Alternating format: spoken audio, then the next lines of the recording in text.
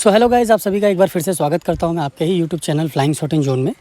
आज हम एक वैकेंसी पोजीशन की बात करेंगे, वैकेंसी डिटेल की बात करेंगे, जिसमें असिस्टेंट पोस्ट से लेकर आपकी स्टेनोग्राफर पोस्ट पर अलग अलग कैटेगरीज़ में जो है वैकेंसी निकली है। और ये जो वैकेंसी है वो दिल्ली में है, यानी कि आपकी जो पोस्टिंग है वो दिल्ली में ही कराई जाएगी। बट अगर आप किसी भी स्टेट से हैं, अगर आप अप्लाई करना चाहते हैं, दिल्ली में जॉब करना चाहते हैं, तो आप इस पोस्ट के लिए एलिजिबल हैं।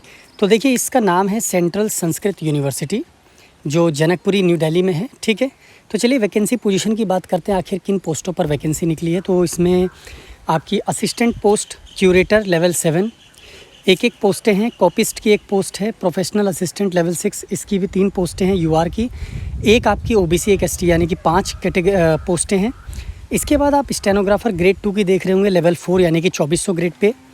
इसमें आपकी टोटल 8 पोस्टें हैं, 4 आपकी यूआर में हैं, 2 ओबीसी, एक एससी और एसटी कैटेगरी की, यानी कि टोटल 8 हैं।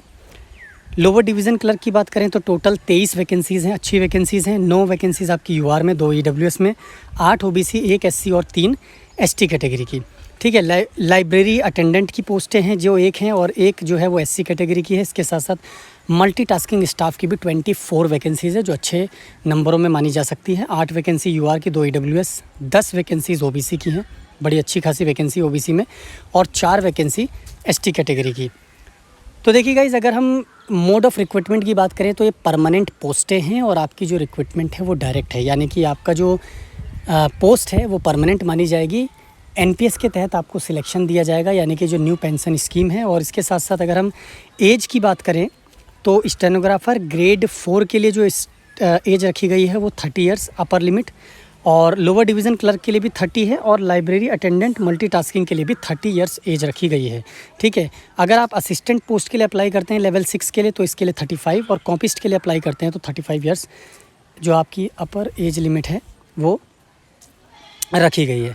तो चलिए इसकी ऑनलाइन डिटेल की बात करते हैं। देखिए, आप ऑनलाइन अप्लाई कर सकते हैं डायरेक्ट इसकी ऑफिशियल वेबसाइट पर जाकर, या इस पीडीएफ पे ऑफिशियल वेबसाइट की लिंक है, वहाँ से भी जाकर आप रिक्रूटमेंट कॉलम पर जाकर अप्लाई कर सकते हैं। अप्लाई की डेट जो है वो ऑलरेडी स्टार्ट हो चुकी है 8 तारीख से, और 7 नवंबर तक आप इसे अप्लाई कर सकते हैं। ठीक है, 1000 रुपये आपको पे करने होंगे। अगर आप रिजर्व कैटेगरी से हैं, एससी, एसटी, पीडब्ल्यूबीडी से हैं तो 500 रुपये, अदरवाइज़ आप किसी भी कैटेगरी से हैं, ओबीसी, ईडब्ल्यूएस या जनरल से, तो आपको 1000 पे करने होंगे। चलिए इसके बाद हम बात करते हैं सबसे इम्पॉर्टेंट चीज़, आखिर इसका सिलेबस क्या है और एजुकेशनल क्वालिफ़िकेशन क्या है। देखिए, असिस्टेंट पोस्ट की जो एजुकेशनल क्वालिफ़िकेशन है वो बैचलर डिग्री, और इसके साथ साथ आपको यूडीसी में 3 साल का एक्सपीरियंस भी होना चाहिए, अदरवाइज़ आप इस पोस्ट के लिए एलिजिबल नहीं है, यानी कि एक्सपीरियंस मस्ट है।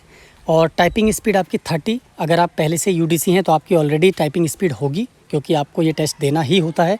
इसके साथ साथ जो आपकी कंप्यूटर में नॉलेज है वो आपकी अच्छी होनी चाहिए। ठीक है, संस्कृत की नॉलेज डिज़ायरेबल है, वो हर पोस्ट के लिए है, अगर आपके पास है तो भी चलेगा, अगर नहीं है तो भी चलेगा, कोई इसमें ज़्यादा मस्ट नहीं है।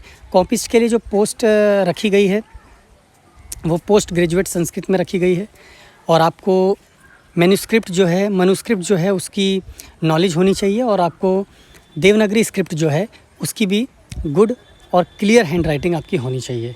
ठीक है, इसके बाद अगर हम बात करें स्टेनोग्राफर ग्रेड 2 पोस्ट के लिए, यानी कि 2400 ग्रेड पे के लिए, सिर्फ आपको 12th पास होना है, और 80 वर्ड्स पर मिनट में आपकी ट्रांसक्रिप्शन यानी कि शॉर्ट हैंड की स्पीड होनी चाहिए। 50 मिनट आपको दिए जाएंगे ट्रांसक्रिप्शन के लिए, जैसा एज़ यूजुअल सभी एग्ज़ाम्स में दिए जाता है। अगर आप इंग्लिश के लिए अप्लाई करते हैं और अगर आप हिंदी में अप्लाई करते हैं तो 65 मिनट्स दिए जाएंगे आपको उसको ट्रांसक्राइब करने के लिए। नॉलेज ऑफ संस्कृत ये हर पोस्ट में डिज़ायरेबल है, मतलब आपकी है तो भी चलेगा, नहीं है तो भी चलेगा। चलिए इसके बाद हम लोअर डिवीज़न क्लर्क की बात करते हैं, एलडीसी की। तो देखिए, एलडीसी के लिए आपका 10+2 जैसा स्टेनो ग्रेड 2 के लिए था। इसके साथ साथ आपकी टाइपिंग स्पीड इसमें देखी जाएगी, यानी कि 35 वर्ड्स पर मिनट अगर आप इंग्लिश में देते हैं, और अगर आप हिंदी या फिर संस्कृत में देते हैं, यानी कि इसमें संस्कृत की टाइपिंग भी आपको अलाउड है। अगर आप संस्कृत की टाइपिंग भी जानते हैं तो भी आप इस पोस्ट के लिए अप्लाई कर सकते हैं। 30 वर्ड्स पर मिनट उसमें भी आपकी टेस्ट ली जाएगी।